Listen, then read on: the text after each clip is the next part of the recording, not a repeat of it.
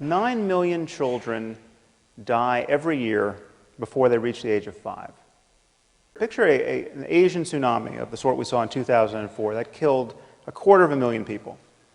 One of those every 10 days, killing children only under 5.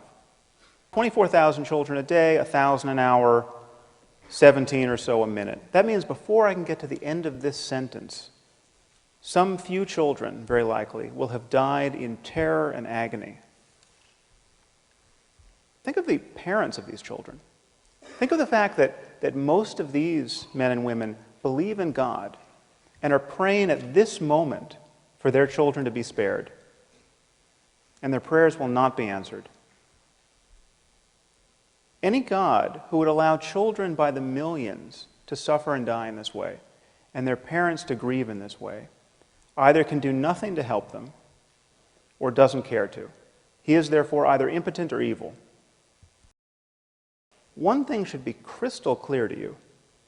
This vision of life has absolutely nothing to do with moral accountability. We're told that God is loving and kind and just and intrinsically good. But when someone like myself points out the rather obvious and compelling evidence that God is cruel and unjust because he visits suffering on innocent people of a scope and scale that would embarrass the most ambitious psychopath, we're told that God is mysterious. Who can understand God's will?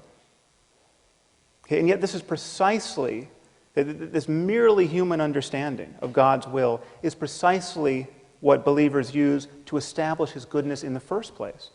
You know, something good happens to a Christian. He feels some bliss while praying, say, or he sees some positive change in his life, and we're told that God is good.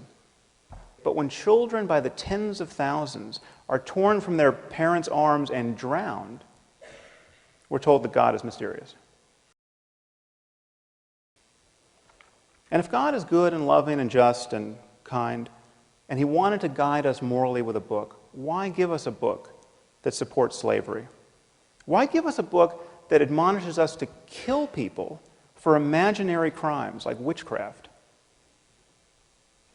Now, of course, there's a way of not taking these questions to heart. God is not bound by moral duties. God doesn't have to be good. Whatever he commands is good. So when he commands the Israelites to slaughter the Amalekites, that behavior becomes intrinsically good because he commanded it. This, to me, is the true horror of religion.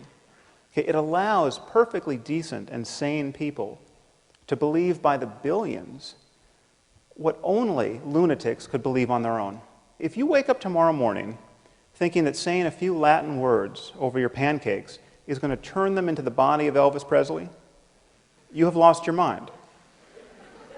But if you think more or less the same thing about a cracker and the body of Jesus, you're just a Catholic.